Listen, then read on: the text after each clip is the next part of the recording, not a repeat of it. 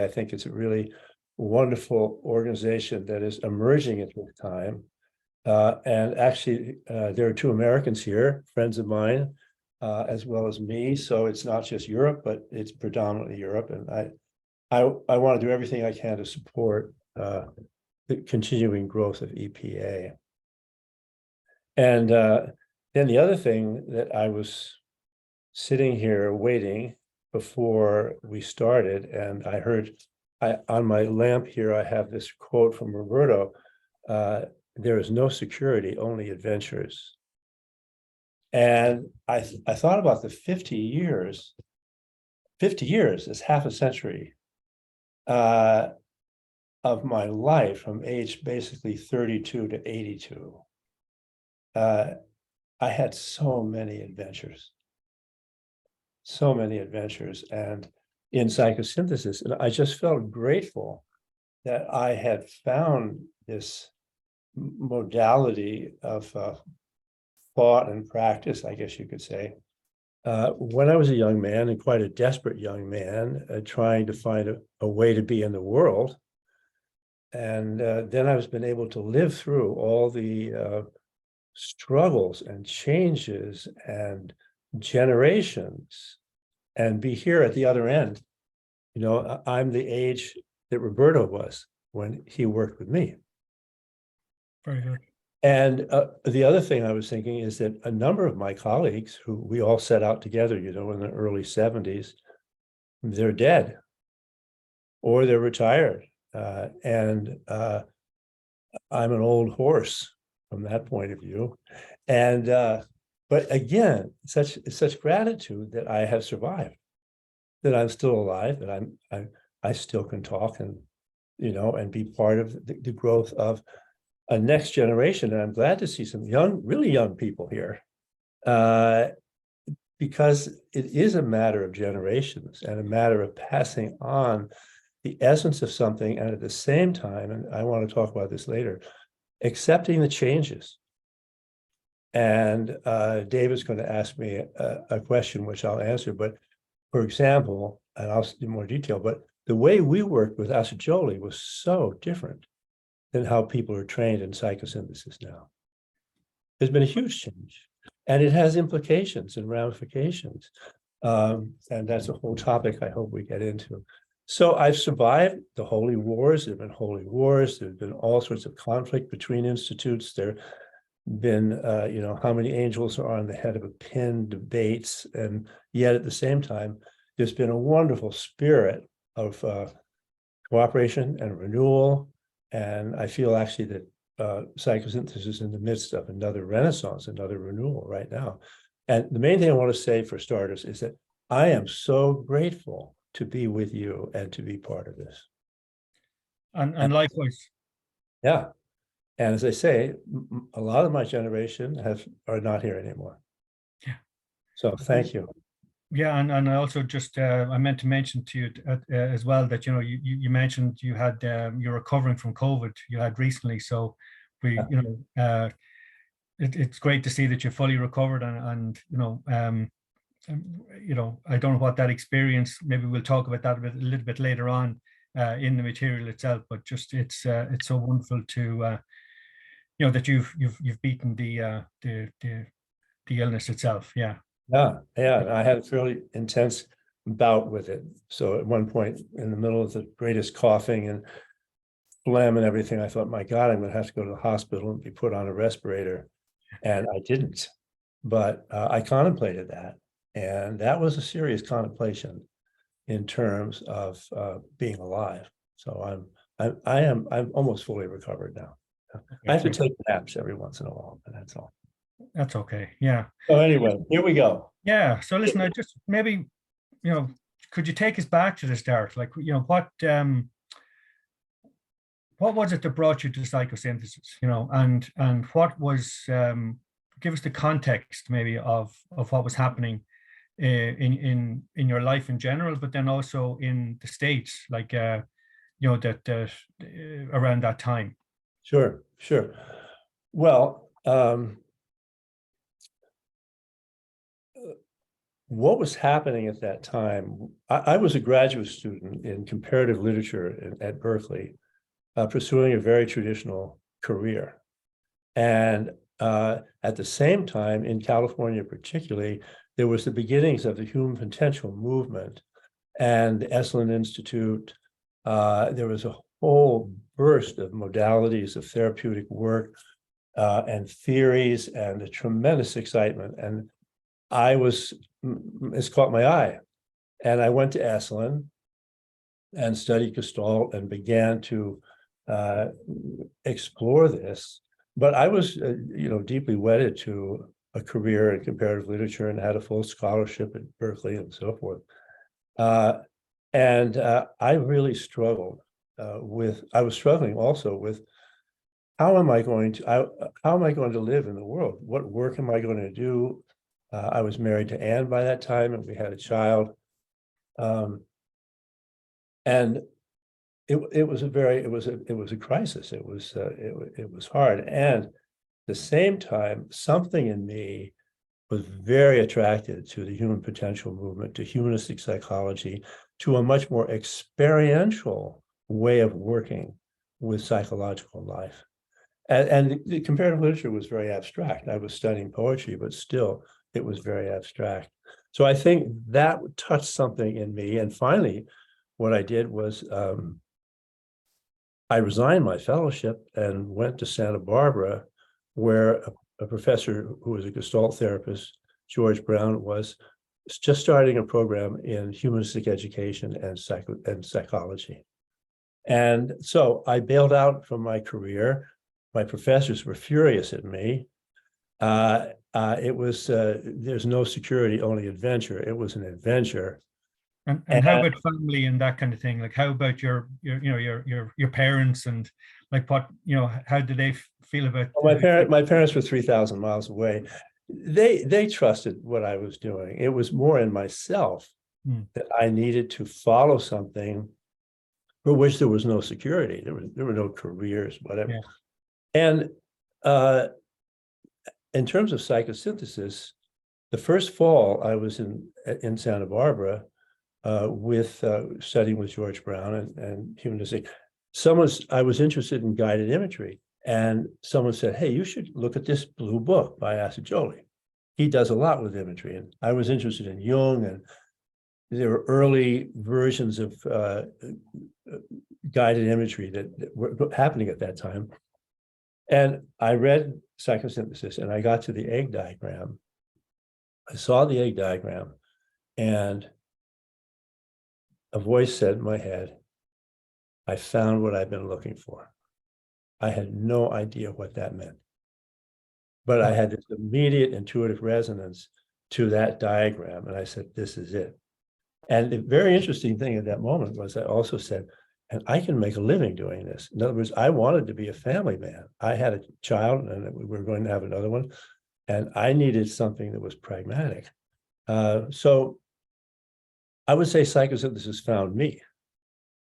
And that led to getting training up in San Francisco, finishing the PhD, and then moving to San Francisco, where there was a group forming in an institute to begin to develop psychosynthesis. So that's how I arrived at it.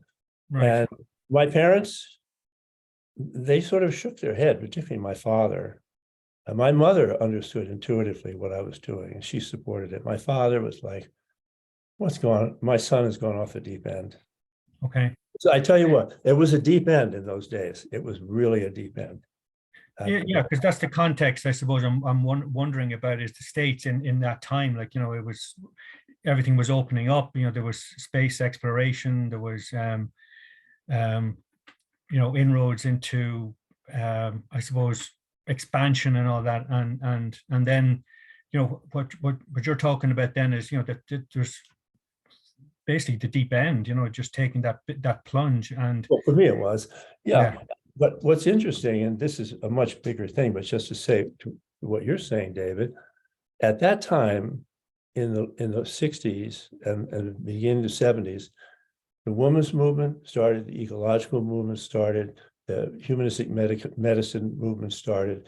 the spiritual psychology movement started, there were so many movements that in music, the Beatles, all the music of the 60s and the 70s, there was a renaissance or an explosion of energy for the new. And the work in humanistic psychology and psychosynthesis was part of that explosion. Yeah. Okay, very good. Now It was take us very to, exciting. it sounds that, yeah, very exciting time. So you then found yourself heading to Florence. Tell us about that. Well, this group in San Francisco, the leaders of that group had worked with Assagioli. So as we began to work with them, one of the things you could do would be to go to study with Roberto in Florence. So we, of course, wanted to do that.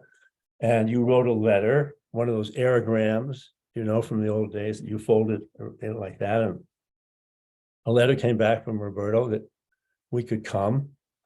And Anne and I both wanted to go. We were both we both were taking training in psychosynthesis. We had 2 small children. So one thing that was quite unique was we decided to take our children with us. Mm. There were other people who had older children who left them behind. But I said, no, I'm not leaving. We had a 9-month-old baby. You couldn't leave him behind. I said, I want to go as a family. So we made this pilgrimage to Florence and arrived at the Institute completely and utterly exhausted. And we were sitting on a ledge outside the Institute on San Domenico, which is just in the northern part of Florence. And this tall man in a black suit walked up to us, very formal. His name, we learned his name was Victor later. He was Roberto's private secretary, and he said, "Oh, so you're here to see Dr. Assagioli," as if we'd come around the corner. I had a backpack with a baby on my back. And so he took us right up to see Roberto, up these stairs and into and there was this man in a smoking jacket, a cravat, little beard, sitting behind this desk, and we were introduced to him. And he was so intrigued with the children. Mm. He just focused right on the 2 boys right away.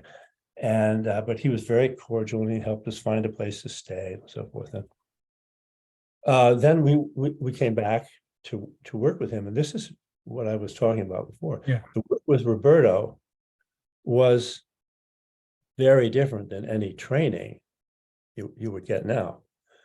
What it was, he was deaf. What we had written autobiographies, spiritual autobiographies, which he had read.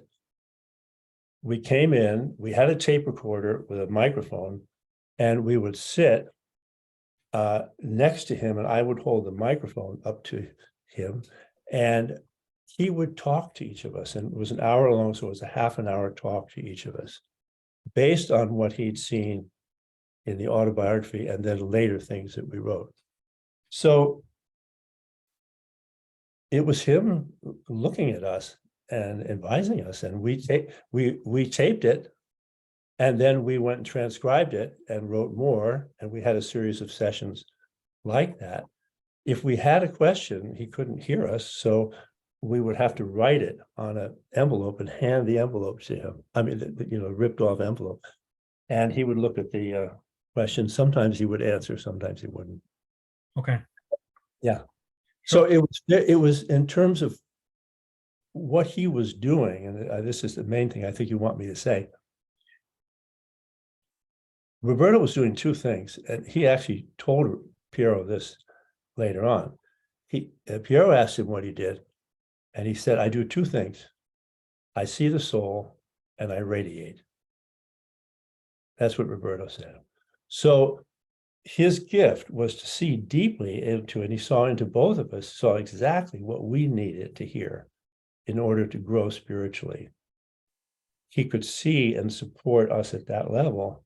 And the other thing was, I think, in the Eastern terms, it was darshan. He was radiating spiritual energy to us. And there was a field that grew over the course of the time that we basked in. I mean, Anne and I both had lonely childhoods and adolescence particularly, and had not been seen by many people, let's put it that way. And this was an incredible gift from him. He saw so deeply who we were and what we needed to do. So it wasn't just transmission, it was also, and here's what you need to do in order to grow more, to change your personality and your relationship to your soul so that you can deepen. And when we left that first session, we walked out and we said, we could go home now. We had gotten so much in that first session that we needed.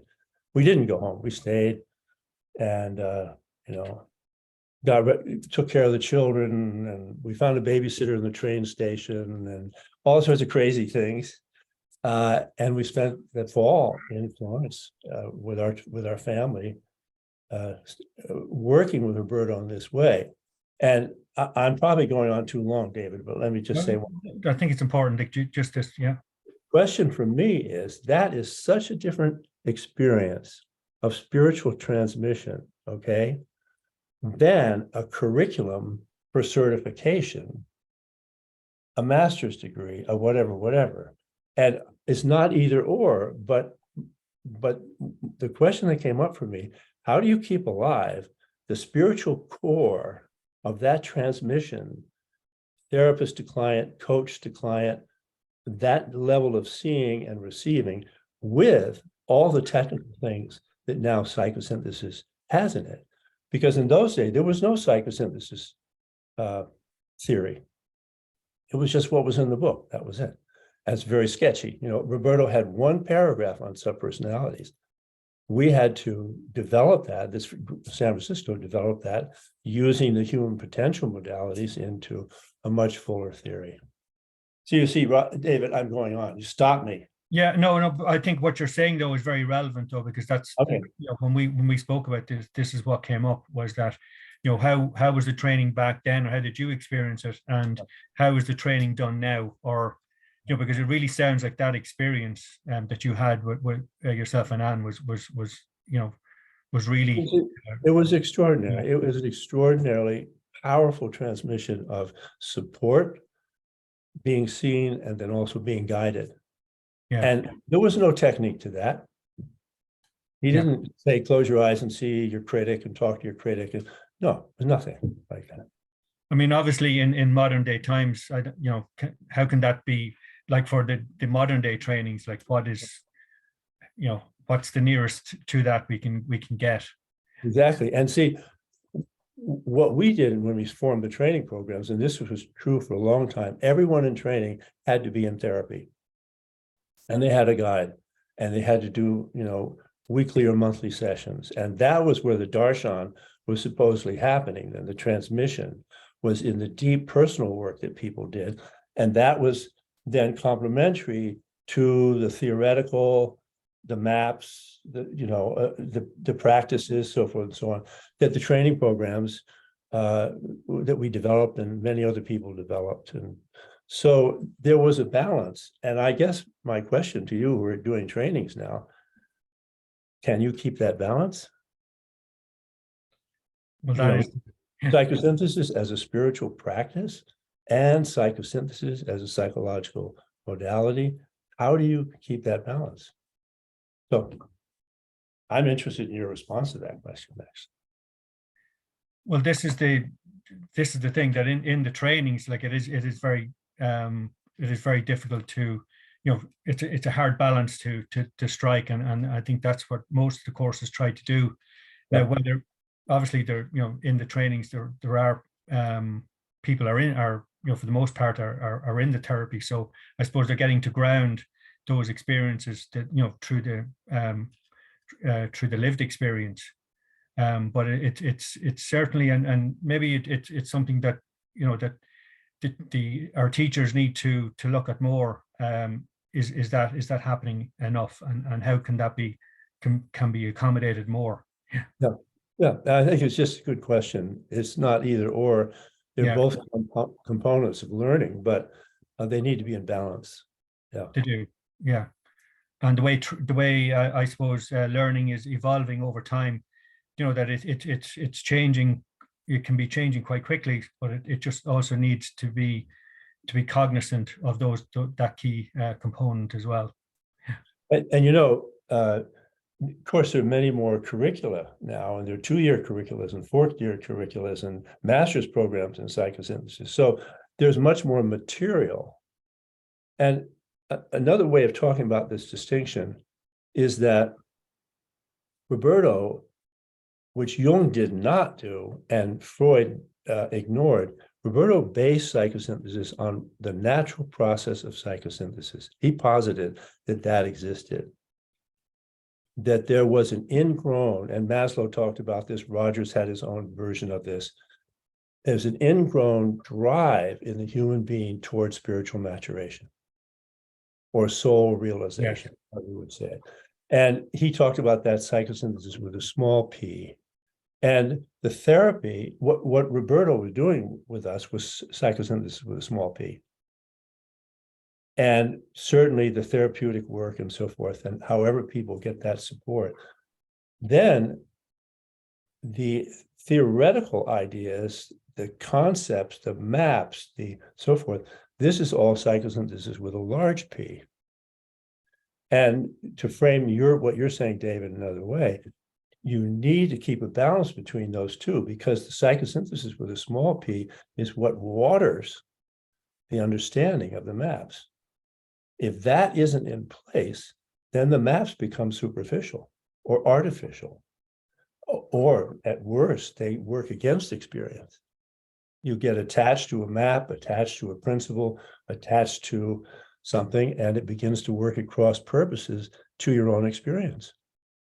And that can create difficulties. So I love, and Holy Fire is based on psychosynthesis with a small p. It's experiential, it's immediate, it's in the now, and to me, it's the core, that process has to be at work and healthy in people. And then use whatever techniques, principles, so forth, support that. But there's a danger, I don't know if you call it a danger, but it could happen that we could get identified with techniques and lose psychosynthesis with a small p. That makes sense? That does. And I just wanted to actually lead on then to Holy Fire. Like, what was the, I think that book you published it about 3 years ago or so. So what was it? What did you want to convey in Holy Fire? What was the message?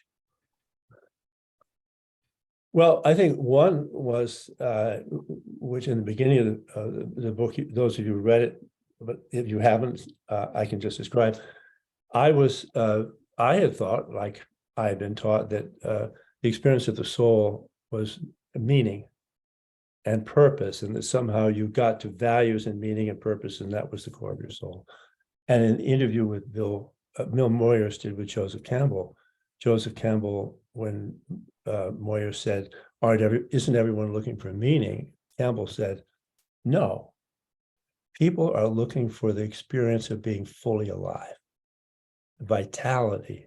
He said the rapture of being fully alive. And at that moment, I had an aha. I said, that's it. That's the core of the soul, is vitality, is force, is being, is aliveness. That aliveness is transformed into meaning, value, and purpose through the spiritual will. But at core, the vitality is what you're looking for. And so you're helping people to come more alive, not to have more meaning per se. And that's the core of that book. So Holy Fire, I had that dream where the fire of the stars was in every cell of my body. And it's so interesting, because I came across that dream in my journal after all of this. And oh my God, I've already been taught this in a dream, but I didn't see it. So Holy Fire, that's why I called it that to me, the core of the soul is Holy Fire, divine fire, however you would say it. Then the second thing I wanted to do in the book was to create a book that would not be intellectual and abstract, but would be an experiential companion to people who were struggling with their own spiritual life. And didn't mean wouldn't include theory and practices and so forth, because that's all part of it. But I wanted it to be a book that people would keep by their bedside, so to speak. That was my hope. And it happened. I was able to do it. And I have now 60 pages or so of letters from people all over the world, many different persuasions and backgrounds saying, I don't ever leave this book very far from me. I carry it with me. It got me through this, it got me through that, so forth and so on. So I think that intention, if you want to say, to write a book that would be experiential enough, and that's why I included the poems and the paintings too. So it wasn't just, abstract writing. So it could really companion people. And the idea of the four awakenings, I think, has been very, very useful to people in terms of that. They can find where they are on that spectrum and yet not exclude any of them. So, yeah, it took me 10 years to write that book. And with many false starts, and I had to disidentify from the part of me that thought I should write, the summum bonum abstract treatise on, because that was my background and training to be able to do that kind of thing, right? I couldn't do it. And luckily someone said, Tom, you're not in this book. And I changed it completely. And then it took me 3 years of a lot of focused writing to write it the way I wanted to. But it's out there and it's been translated into German now. Monica, where's Monica? There she is, the translator right there. Yeah, there's the book there. So Yeah. we'll share that on in the information after our interview. So for anyone who's interested in getting it, it's well worth the read, and as a companion book as well. But And I'm it's very also interested in that, just what you said there about, that that you weren't in it at one point, and that you then, I think you took some time off then to, yeah. well, someone who I trusted said, Tom, you're not in this book. It's very bright, very intelligent, so forth, but you're not there. And I trusted her enough to say, oh, okay. She said, take the summer off. And then she said, write the book as if you were Li Po leaving the city at the end of your life, and you wanted to share what you'd learned with your colleagues. And that gave me actually my teaching voice and something much more personal. And I was then able to do that. And and the book has now been translated in French. What we need is a French publisher, if anybody knows somebody in Paris who would love to publish it. But a very good friend of mine translated the whole thing in French now. So okay. Anyway, yeah. So just I suppose to continue on with the book, then, it's 3 years out in circulation. Is there anything you'd like to, with the experience of benefit of time and the feedback, like, is there anything you'd like to, that you would add to it now, or I suppose adapt any parts of it? Yeah. Well, I think this is a great question. I wouldn't change anything substantially, but the last chapter, Awakening to Cosmos, if you read that chapter, you can see that it's conjectural. In other words, I've gotten as far as I can, and I'm interested. And what I'm interested in now is, what does that mean? To awaken to the total inner being of all creation. And the beauty, cosmos is the Greek word, ancient Greek word for beauty and deep order at the same time. And we as a species need to awaken to that order, to that beauty, and to that indelible inner being. And man, are we far from that.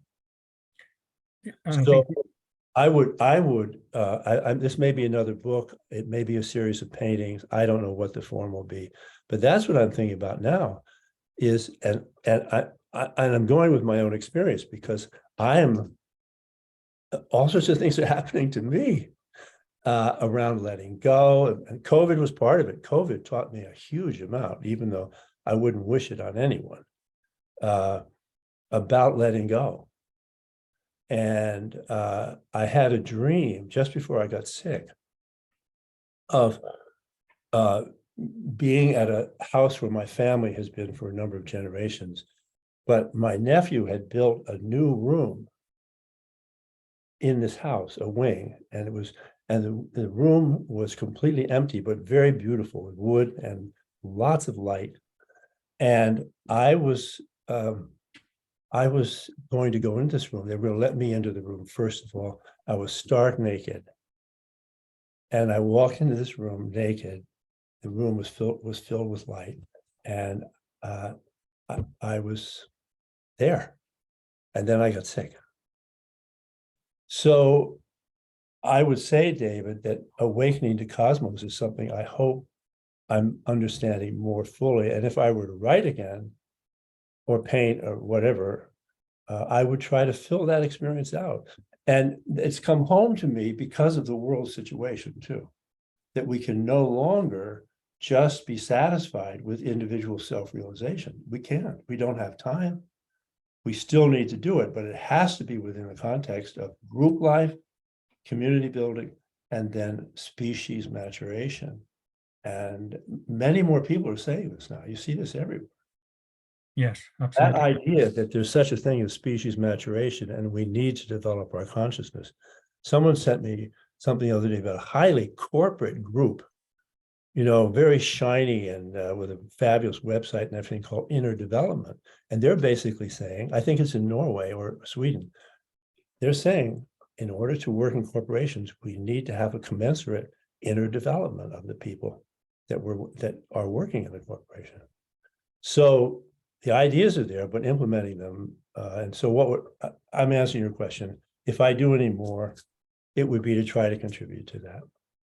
Yeah, and as you mentioned, I think COVID, and I think that's what I was saying too, was that, in the 3 years, COVID has hit, but I think the species has really, I suppose, met this, and is realizing too that the only way we are interdependent, and that COVID has taught us this, that it treated everyone as equals. So yeah, exactly. And the other thing, just one other thing, going back to Holy Fire, the other thing, I was just reading it before I came here. The other fundamental thing I saw was that I shifted the figure ground between personality and soul. That I had been trained that you work with a personality, you get it in better and better shape, then it's more capable of opening up to the soul, and you go up, you run up the little dotted line to the soul, okay? And it seems to me, and this was a gradual awakening for me, that the way to hold it is not that the soul is there from the beginning all the way through, and we fall away from it, given trauma, enculturation, training, whatever it is. And we need to know that we are souls from the very beginning, and then look at how we have fallen away from that, or how we're distracted, or however you say it, all the psychological work that you do. So I think that's a fundamental figure ground shift in Holy Fire. They say our true nature, and I think Roberto would agree, our true nature is who we are, is as souls or higher self, or what do you say. And then the second thing is, early in the training, the emphasis was on transcendence. In other words, you worked on your personality, but you wanted to get up that dotted line. And I even heard Diana say the other day, when we were at the four of us were on, I think she said, talking about running up the dotted line. Well, it's for a long time, the dotted line was a one-way street up. But in fact, it's a two-way street. Mm-hmm. It's down too. And if you are essentially a soul, then you want to go down the dotted line and infuse your personality with holy fire and express more and more fully who you are on planet Earth. So Holy Fire, the book, also introduces the principle of descendants as a complement to transcendence. And this ties in with the spiritual will. Amy's big on the personal will, on grounding, on incarnation, embodiment, all these things are now part of psychosynthesis. They weren't at the beginning. They weren't. Everyone was going up and out. Right. And that's a wonderful, wonderful change. Yeah, that does seem to be a very key component, and you know, it's as you mentioned, it is key within the book. Then that movement, that descendants as well. Yeah, and I think Roberto had a quote there as well, wasn't it? Was that, you know, we are souls just waiting for the personality to you know, to catch up. Yeah. Yeah. So just looking at our conscious of our time here as well, and just what some other areas that we're looking to move into. You know, you mentioned your work then back in the States, and in, you know, in the 80s and the 90s, and then you mentioned you've also done some work outside of the States then as well. Could you tell us more about what you've done outside of the US? And yeah. Well, you know, it's interesting because after you may know the details or not, all of you people of the San Francisco group blowing up, but it did. It was a group that was very powerful, very generative for a while, and then it just went totally belly up, became authoritarian, involuted, and eventually fell apart. So it was a mess. And at age 40, I was sitting there in our house in San Francisco, traumatized and really not knowing what I was going to do. And in the book, I describe a moment of sitting in a study that I had, and it was filled with fog. I just couldn't see anything. I was confused, disoriented. And we had bought a globe for the boys, our two boys, you know, a desktop globe. And so I looked over, the globe was on the desk over there. I looked over, and this is an illusion, but that the globe came off the desk and came right at me. And I heard this voice that said, Tom, whatever you do, you have to do it within the context of the planet now. And all the fog disappeared. So I was 40, my career was shattered. But I needed guidance, and I got it. So that led to your question. It led to me not only moving back east and starting a training, an institute in Boston, but I looked for every opportunity I could to go to Europe, to come to your countries. And that led to Norwegian summer institutes. It led to coming to Sweden and working. I worked in Germany with Monica, with the group there. I did some wonderful work there with your groups, with the Corona process. And I helped a colleague found a cancer institute in Holland. And I took every opportunity to come to Europe and teach. And that led then at the end of the 80s to the possibility of going as a citizen diplomat during perestroika to Russia. And I went with a group. We were citizen diplomats. And long story short, that led to my finding a group who had just formed a collective in St. Petersburg, Russia, a psychological collective, and they were in trainings that we did in St. Petersburg. And I proposed to them if they would select a faculty and commit to starting a postgraduate training institute in St. Petersburg, I would raise the money and bring the trainers to train. So the final expression of that planetary impulse was to start the International School for Psychotherapy, Counseling, and Group Leadership in St. Petersburg, which, despite the changes in Russia, still exists. And it's had students that have come from all over Russia and Eastern Europe to study. And it's been in the midst of all the chaos of Russia over the last years. This school has thrived. So my reason for all that travel, and I can't do that anymore. I don't have the strength to do it, but I wanted as much as I could would be to work in that planetary context. And sort of touchingly, I used to carry the Earth flag to these places and give them as gifts. And the Earth flag is still hanging in the seminar room in St. Petersburg. Wow. So that's a long answer to your question, but and I think that I think now what I said earlier was in the works for me about the necessity for us to awaken at this level. But at the moment, I was just trying to reach beyond boundaries. And we had marvelous institutes in Norway where people came from Europe and the United States and Russia. And we met the people, same people would come back year after year after year. We used the Corona process as the basics for building the community, and we had a wonderful time. That was great. Could you tell us more about the Corona process? So what does that entail, like, and how is that developed over the years? Well, I guess very briefly, I could say, after this experience in San Francisco, I had nothing to do with groups. I had been traumatized.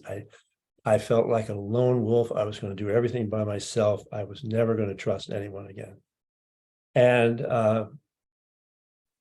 David Bohm, who you may know of, he was an American physicist who lived in England, was developing something called the dialogue process. And Mark Horowitz, a colleague of mine who had also been to the San Francisco thing, said, Tom, come here, David. Come here, David Bohm. It was at MIT. So I said, all right, I'll come. And we sat, and there were all these scientists with pens in their pockets. Yeah. And David Bohm led this quite wonderful dialogue. It was rather heady, but still, again, my intuition said, there's something here. And walking back with David Bohm, I was walking a little ahead with him. I said to him, Dr. Bohm, isn't this basically a spiritual practice? He said, shh, like that. Shh. He said, it's group meditation. Right. So that night I had a dream. And I write about the dream in the article on the Corona process. And I won't go into the details of the dream, but the dream basically showed me a pattern through the stars of how a group could become coherent, could work with its differences, could be in dialogue, could build a community, could come increasingly under a shared soul force field, and become what David Bohm called a coherent microculture. So I wrote this one article, which is now translated into German, thanks to Monica, a long time ago. Yeah. And I brought that to all these trainings that I was doing. And the Russian school was based on it. And it's basically a way of building healthy, coherent community through the dialogue process. And what's interesting right now is there's interest in it again. And Sharon is working with it, and I think Monica's working with it, and Amy, I know, is interested in it. And so there seems to be a resurgence of interest in this process, and I'm taking note of that. And maybe it ties in with what I said about the deep need to build community. We need to build community and embrace differences. And the Corona process is a way of doing that. Yeah, and in a way, that's where I'm going with this too, is that with the benefit of Zoom and with a lot of community now being built over the internet, how do you see the Corona process working? I suppose digitally. Well, at first I thought, oh no, it can't possibly happen. No, because everyone's flat, so forth and so on, and you need the breathing and the circle and so forth. Well, in fact, I have been in groups. Monica's, peace meditation is an example where, can you believe it? The Corona process and Amy is working through Zoom.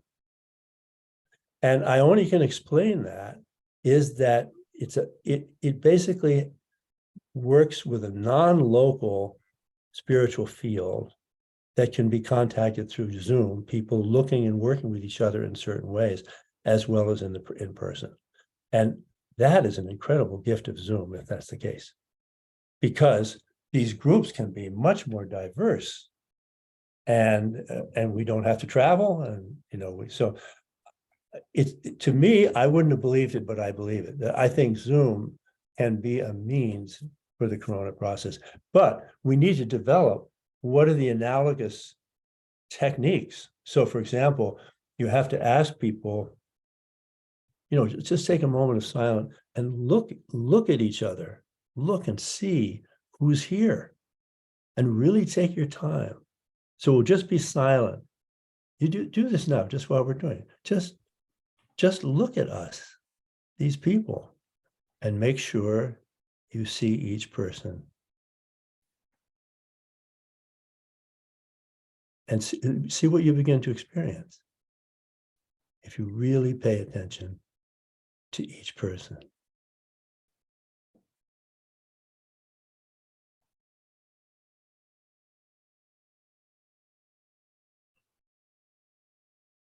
Can you feel anything begin to grow? Just wave your hand if you can feel something begin to grow a little bit. See? Isn't that interesting? So, yeah, that's a wonderful answer to your question. it is absolutely. And I suppose it also leads on to, there's an expectation that any spiritual group then would have this need for this further connection, obviously. So it is something that we're just learning that we need to build, to build structure around, Right. understanding around. Right. Exactly. Yeah. And but again, to go back to the first thing we said, where spiritual groups get in trouble is when they don't pay attention to their experience. And one of the things about the corona process and soul process work is you don't jump over anything. The assumption is the soul will bring into the present moment exactly what's needed, and you pay attention in that moment to that thing. And that traumatic experience as a child, or that marvelous sunset, or whatever it is as much your soul at that moment as anything else. Okay. Another way to say that is your soul, in order to incarnate, needs to have all of your experience. It can't just have half of your experience. It can't have just the light half of your experience. It has to have everything. So that's an important thing. And I have seen so many spiritual groups who've gotten in trouble by jumping over some aspect of their experience. Yes. And it comes back to bite them. Yeah. So when you say spiritual group, it has to be combined with this of staying very, very close to what's happening in the moment. And that takes time and patience. But of course, then you don't miss anything. And from the point of view of learning, because the beautiful thing about the corona process is that everyone learns from everyone's experience. So it multiplies the learning factor tremendously. And we can learn from everything. Okay, you got me rolling here now, David. Yeah. Well, I think it's so relevant. Now, there is a lot of material, and we did prepare a lot of other questions, but I think this has been just so useful because this is so current, and it's really through the evolvement over the last few years as a result of the pandemic and the use of Zoom and other digital platforms that this is becoming more and more important. Absolutely. Okay, well, I think we can probably park that one for now, anyway. But I do feel there's a lot more to be kind of sure, of course, and said on this. And I suppose we're coming up. We probably have a couple of minutes left, but I just want to also kind of capture, like, what you're looking forward. Where do you see psychosynthesis going, like, in the future?